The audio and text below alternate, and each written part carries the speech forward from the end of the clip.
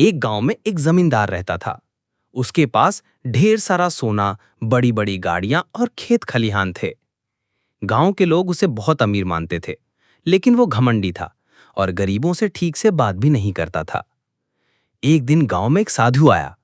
उसने जमींदार से कहा, बेटा, धन और गाड़ियां सब यहीं रह जाएंगी, असली दौलत तो नेक काम है। जमींदार ने पहले बात को मजाक समझा, लेकिन कुछ समय बाद जब उसके खजाने में चोरी हुई और गाड़ियां खराब हो गई, तब उसे एहसास हुआ कि साधु सही कह रहा था।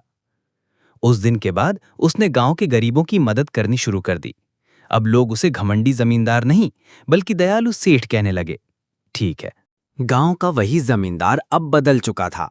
वह सुबह सुबह उठकर मजदूरों से हाथ मिलाता, खेतों में जाकर उनके साथ काम करता और बच्चों को पढ़ाई के लिए किताबें बांटता। धीरे धीरे गांव वाले उसे सम्मान की नजर से देखने लगे। गांव में खुशहाली फैलने लगी। अब कोई भूखा नहीं सोता था, न कोई। एक दिन वही साधु फिर गांव आया।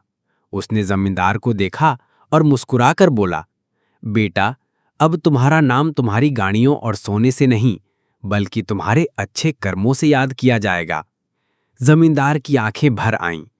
उसने साधु के चरण छूकर कहा, आज समझ आया, असली दौलत दूसरों की मदद से बढ़ती है, तिजोरी में बंद करने से नहीं।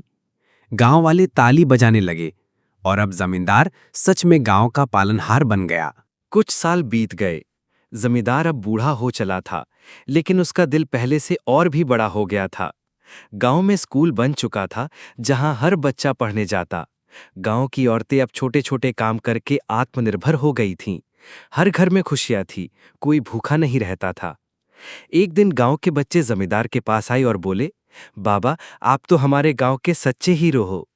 जमींदार मुस्कुराया और बोला, बच्चों, असली हीरो तो तुम हो, क्योंकि तुम पढ़ लिख कर इस गांव का भविष्य बदलोगे। तभी दूर से ढोल नगाड़ों की आवाज आई। गांव वालों ने जमींदार के सम्मान में मेले का आयोजन किया। लोगों ने फूलों से उसका स्वागत किया और उसके जीवन को गांव की नई राह का नाम दिया। साधु भी वहां पहुंचा और बोला, देखो, जिस इंसान ने कभी दूसरों को नीचा दिखाया था, आज वही सबको ऊपर उठाने वाला बन गया है। यही है असली जीवन का अर्थ। गांव में उत्सव मनाया गया और जमींदार ने अपनी आखिरी सांस तक गांव को एक परिवार की तरह संभाला।